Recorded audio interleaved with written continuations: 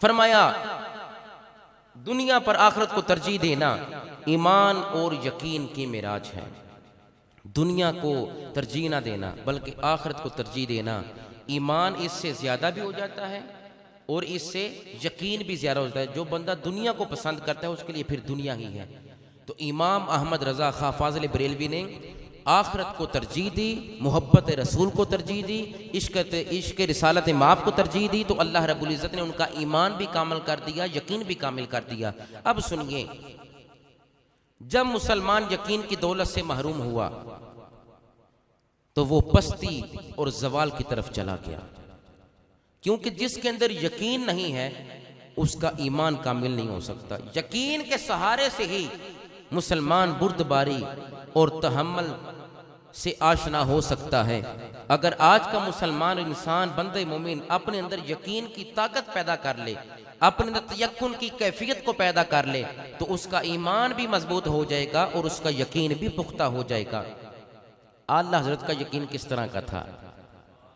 کیسا یقین تھا آپ کا؟ ایک دن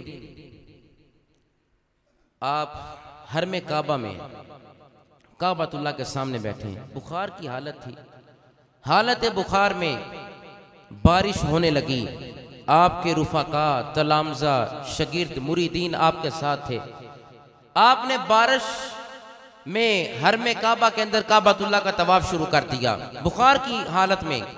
رفقا کہنے لگے آپ رک جائیں، آپ کو بخار ہے، تو آپ بخار کی حالت میں بارش میں طواف کر رہے ہیں۔ فرمایا مجھے روکو نہ، مصطفیٰ کا فرمان یاد ہے۔ فرمایا میرے عزیزو مجھے روکو نہ، مت روکو مجھے، کیوں کہ آقا علیہ السلام کی حدیث مجھے یاد ہے۔ نبی علیہ السلام نے فرمایا جو بخار کی حالت میں، فرمایا بارش نازل ہوتے وقت جو کعبۃ اللہ کا کرے طواف، حالت بیماری ہے تب بھی مصطفیٰ کا فرمان یاد ہے، بیمار ہے۔ رفقا کہتے ہیں حضور آپ کو بخار ہے، بارش میں نہ جائیں، مرض بڑھ جائے گا۔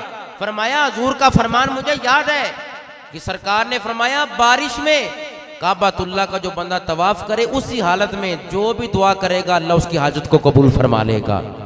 اس قدر یقین تھا حضور کے فرمان پر۔ آج کا مسلمان زوال کا شکار اسی لیے ہے کہ یقین کی دولت کو کھو بیٹھا ہے۔ آج کا مسلمان اسی لیے پستی کی طرف ہے، اغیار کی مثالیں اسی لیے دے رہا ہے کہ تیقن کی دولت سے دور ہو گیا۔ رضا کا غلام اور مجدد دین و ملت کا فیض یافتہ وہی ہے جس کے اندر ایمان بھی کامل ہے اور یقین بھی کامل ہے۔